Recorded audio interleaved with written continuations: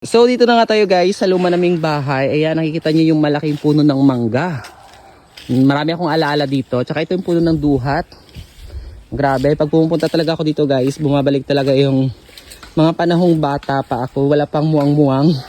Wala pang ano tawag dito, wala pa akong, kumbaga hindi ko pa alam kung anong realidad ng buhay. So dito talaga ako guys namulat ng kahirapan. So ito guys, nakatayo pa rin yung luma naming bahay. Pinatayo ito guys noong 1989. So sobrang tanda na rin, pero napakatibay kasi ito guys gawa sa purong kahoy. Ayan. Dito rin guys yung ano namin pag nagkukupra kami. Ito. Kasi doon sa taas meron kaming maliit na kuprahan. So ito, napakaganda yung bahay. Sarap lang balikan yung mga alaala dito.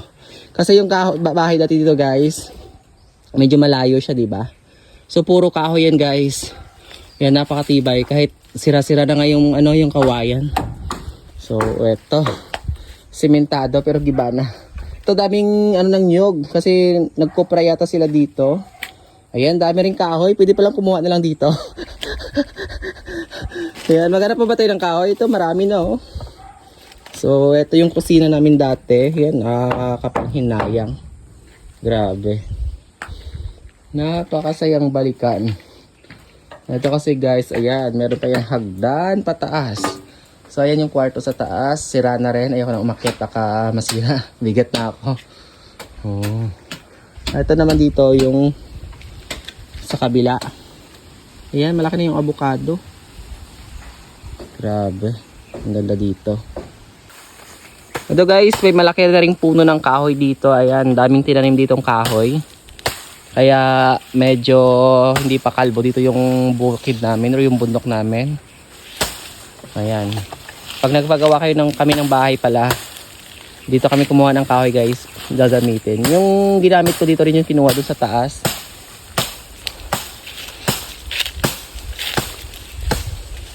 Kaya tayo sa bundok, kumuha tayo ng mga kahoy. Maganda yung ano, kahoy na ipil-ipil dito. Sara. Ayan guys, mangangahoy ba ako o magbablog na lang? Ano tayo ng kahoy na pwedeng panggatong, dali din sa baba mamaya. Kasi mahal na ngayon yung LPG. Maliit yan, dapat mahaba. Para isang tali lang. Yan, dito guys, yung may mga anyog kami dito. Tanim doon ng tatay ko. May mga puno ng kahoy. Grabe, makyat din na rin. Yan, malaki na rin yung puno ng mahogani dito. Sobrang tagal na rin akong hindi nakaakyat.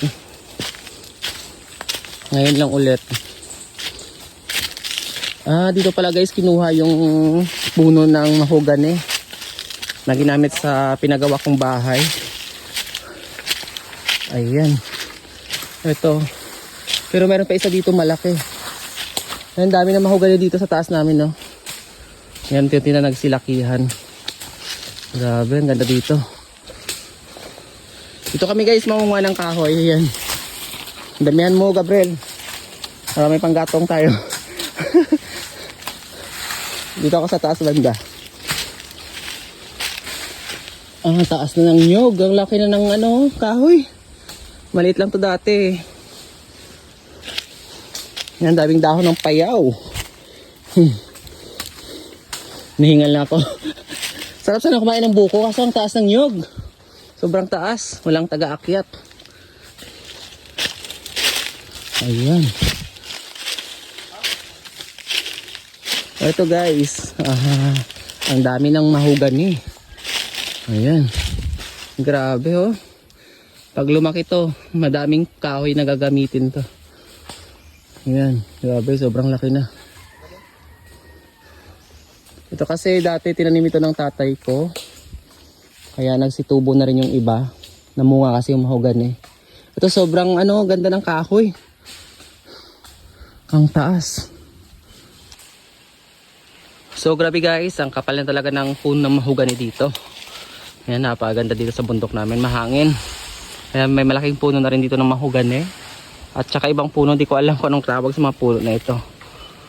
Ayan. Dito ako nanguha ng mga sanga ng kahoy. Nakaipon na rin konti. So ito guys, yung kahoy na nakuha ko, yung mga sanga. Grabe. Nangangati na ako. Sige. Balik tayo doon kasi malayo yung mga pamangkin ko. Dito ako banda. Yan, sanga ng mahogany. Medyo masukal yung daan.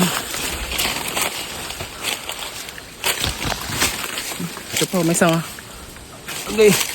Ito ko nalagay. So ito na guys, yung nakuha ko doon banda. Pwede na to, dagdagan na lang natin ng konti dito. Ayan, mga sanga ng mahogany. Tsaka nagdala na rin ako ng baging. Pantali natin mamaya. Ito, kahoy din to, diba? Kahoy to. Sobrang tuyo nga lang. Isang ano lang to. Nanatog pang gatong.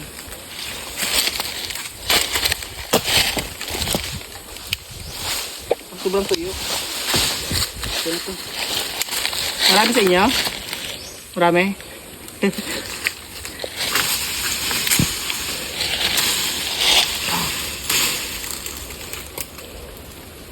Pwede na to.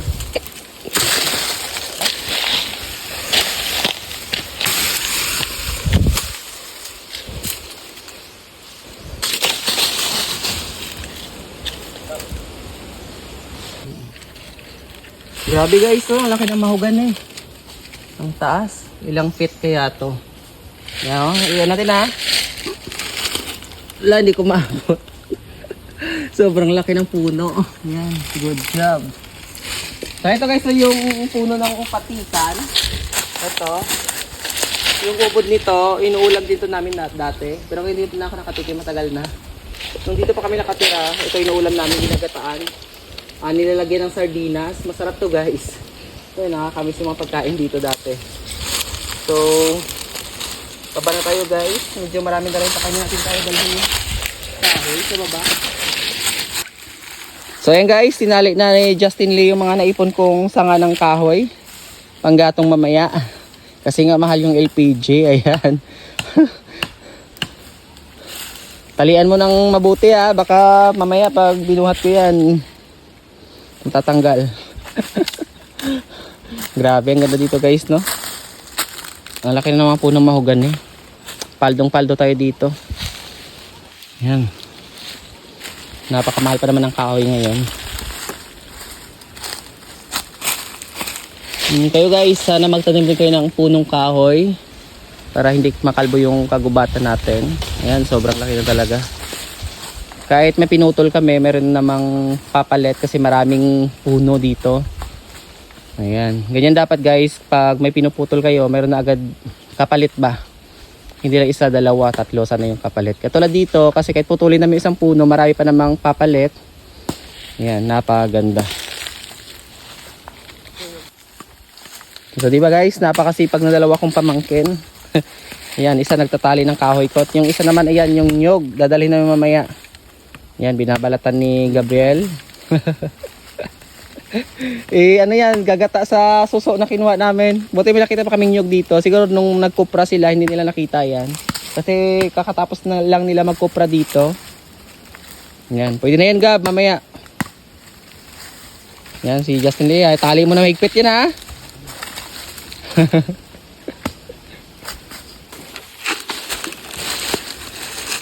Ito guys, ako na guys, nagpatuloy ng pagbalat. Alin natin ito sa baba. Ay, magtira ba tayo ng sasabitan, no? Ayan, sirtira natin. Aray.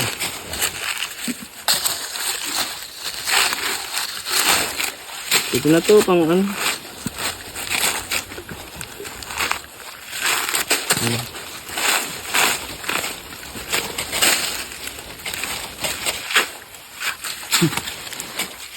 Ito. Sinuntok isa to. Ito. Ito na lang siguro to. Kama ano. Ito. Yan. May hawakan ka. Pwede na to. Huwag mo na kunin dito para tanggal na nga. Pwede na to pang gata. Dito na ano nakita siguro nung nagkupra sila.